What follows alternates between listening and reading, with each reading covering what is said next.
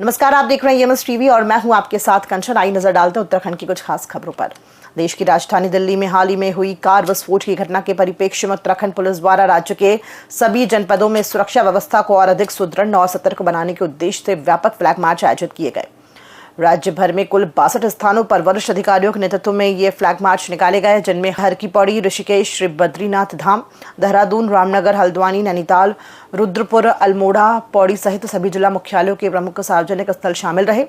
Flag march में police, PAC, quick reaction team, QRT और home guard के जवानों ने शहरों, बाजारों, प्रमुख धार्मिक स्थलों, बस अड्डों, रेलवे स्टेशनों, मॉल और अन्य भीड़भाड़ वाले क्षेत्रों में पैदल गश्त और सुरक्षा निरीक्षण किया। इस दौरान पुलिस अधिकारियों ने आम जनता से किसी भी संदिग्ध व्यक्ति, वस्तु या गतिविधि की सूचना तत्काल डायल 112 या नजदीकी थाने में देने की अपील की।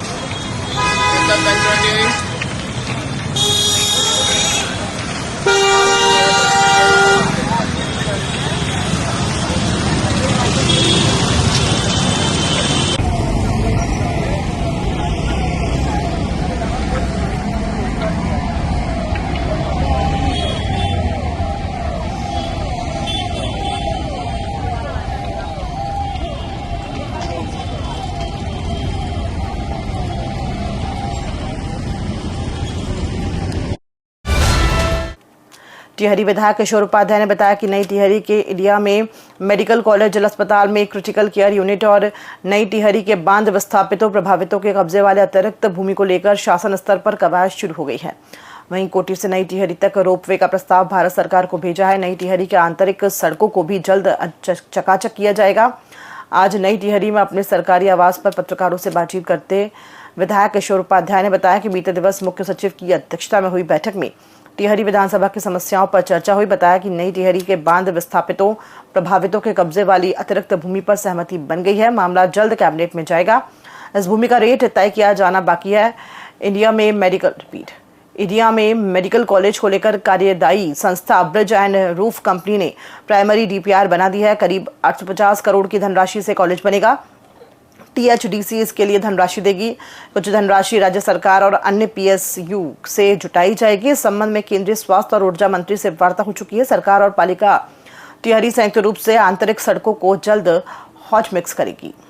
अतिरिक्त पैसे की आवश्यकता थी, नहीं तो पैसा वापस भेज दिया था ये भाग्यानों ने यहाँ से। तो उसके लिए जो अतिरिक्त पैसे की आवश्यकता होगी वो राज्य सरकार जो है उसमें अपना योगदान देगी। वैसे जो हमारा रानी चौरी वाला जो फॉरेस्ट्री का जो विश्वविद्यालय का मसला है उसका एक्ट बनेगा, विधानसभा में जाएगा, वो पास होगा, तब से विश्वविद्यालय बनेगा। तो इस तरह से जितनी सड़कों की बातें हैं, बाकी चीजें हैं, जो 20 सूत्रीय जो एक पूरा, उससे भी बड़ा जो विषय है वो ओबीसी आरक्षण का है। और उसमें जिस तरह से प्रताप नगर और धनोल्टी को ओबीसी की परिधि में लाया गया है, उसी तरह से जो है टिहरी विधानसभा को भी ओबीसी की परिधि में लाने के लिए प्रस्ताव बनाया जा रहा है। दिल्ली में हुए धमाके के बाद उत्तराखंड में सुरक्षा व जांच प्रक्रिया तेज कर दी गई है। राज्य में पुलिस टीमों को गठित किया गया है और रासायनिक पदार्थों की बिक्री खरीद की भी विशेष रूप से छानबीन की जा रही है। खासकर देहरादून और ऋषिकेश में केमिकल विक्रेता और गोदामों की अचानक जांच पड़ताल की गई। एसएसपी अजय सिंह ने बताया कि पुलिस ने sodium nitrate, potassium nitrate, sulphur जैसे रसायनों का विक्रेता गोदाम स्तर पर स्टॉक व बिक्री रिकॉर्ड चेक किया है। इसी के साथ दुकानों के रजिस्टर, खरीद बिक्री की जानकारी, पिछले कुछ महीनों में खरीदारों की सूची आदि भी जुटाई जा रही है।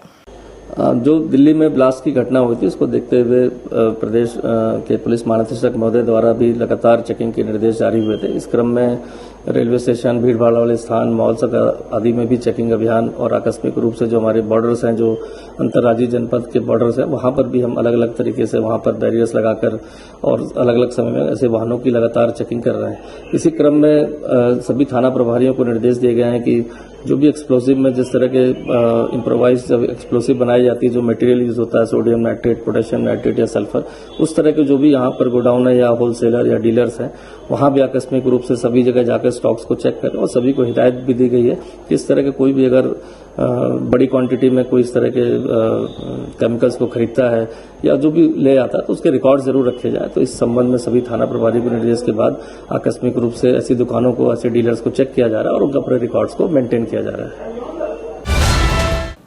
मुख्यमंत्री पुष्कर सिंह धामी डेमोग्राफिक चेंज को लेकर शुरू से ही कड़े कदम उठाने की दिशा में आगे बढ़ रहा है। जिस पर एक बार फिर उन्होंने अपनी प्रक्रिया दी है और अपनी प्रतिक्रिया में उन्होंने कांग्रेस पर निशाना साधते हुए कहा कि पहले की सरकारों के रवैये के चलते आज हमें डेमोग्राफिक चेंज जैसी चुनौतियों का सामना करना पड़ रहा है, लेकिन हमारा शुरू से ही प्रयास रहा है कि उत्तराखंड की सांस्कृतिक परंपरा व मूल प्रकृति को बनाए रखना, और इसके लिए हमने पहले भी कड़े कदम उठाए हैं और आगे भी और कड़े कदम उठाएंगे। हमारा संकल्प है राज्य के अंदर जो राज्य की संस्कृति है, राज्य का मूल अस्तित्व है, और पहले के समय में पहले की सरकारों की विफलता के कारण डेमोग्राफिक चेंज जैसे चुनौतियों का हमें सामना करना पड़ रहा है।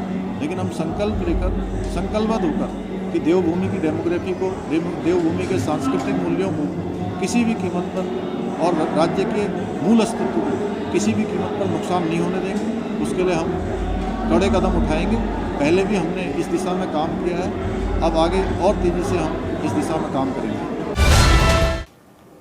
ऋषिकेश के निकट ढालवाला स्थित ऋषिकेश इंटरनेशनल स्कूल का 12वां वार्षिकोत्सव धूमधाम से मनाया गया। मौके पर मुख्य अतिथि के रूप में मुख्यमंत्री पुष्कर सिंह धामी और कैबिनेट मंत्री सुबोध उनियाल पहुंचे। कार्यक्रम का शुभारंभ अतिथियों ने दीप प्रज्वलित करके किया। इसके बाद अतिथियों का स्वागत स्कूल के छात्रों ने भगवान गणेश की प्रस्तुति देकर किया। मौके पर मुख्यमंत्री ने कहा कि ऋषिकेश इंटरनेशनल स्कूल के द्वारा दी जा रही शिक्षा की गुणवत्ता बहुत बेहतर है। स्कूल में शिक्षक केवल किताबी ज्ञान छात्रों को नहीं दे रहे हैं, बल्कि उन्हें भारत की संस्कृति का भी ज्ञान देने में लगे हैं।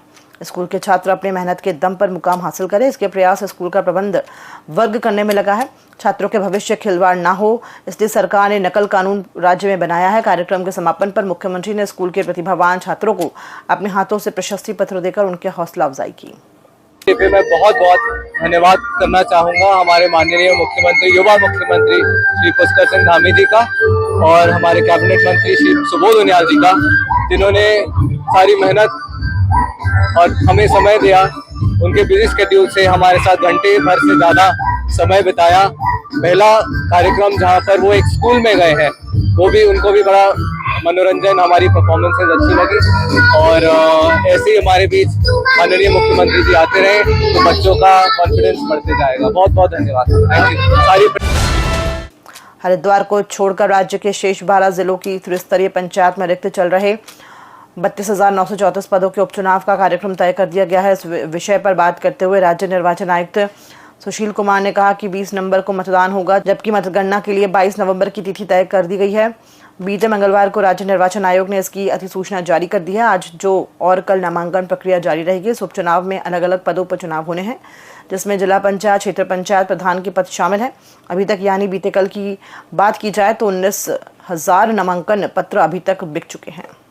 वर्तमान में जब हमारा त्रिस्तरीय सामान्य निर्वाचन हुआ था, उसमें कुछ पद विभिन्न स्थानों के रिक्त रह गए थे, जिसके लिए उपनिर्वाचन करवाया जाना बहुत आवश्यक था। तो अभी राज्य निर्वाचन आयोग ने उपनिर्वाचन को करवाया जा रहा है। उसकी तिथियों का घोषणा कर दी गई थी और उसकी अधिसूचना भी जारी कर दी गई थी, और 11 नवंबर को अधिसूचना जारी हुई है, जिसके अनुसार 11 नवंबर से ही जो नॉमिनेशन पेपर्स हैं, नामांकन पत्र हैं, उनकी बिक्री प्रारंभ हो गई थी।